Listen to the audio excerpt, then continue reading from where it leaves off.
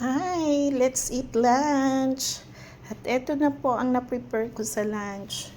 At eto, meron akong salad.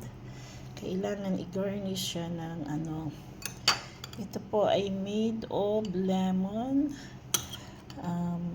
Meron po siyang garlic, tomatoes, at saka olive oil.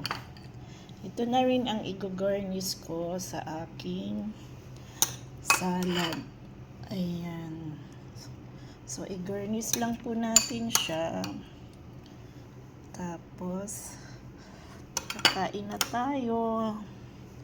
So, ayan. Okay na po yan.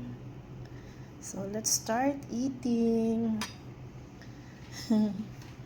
Ayan po.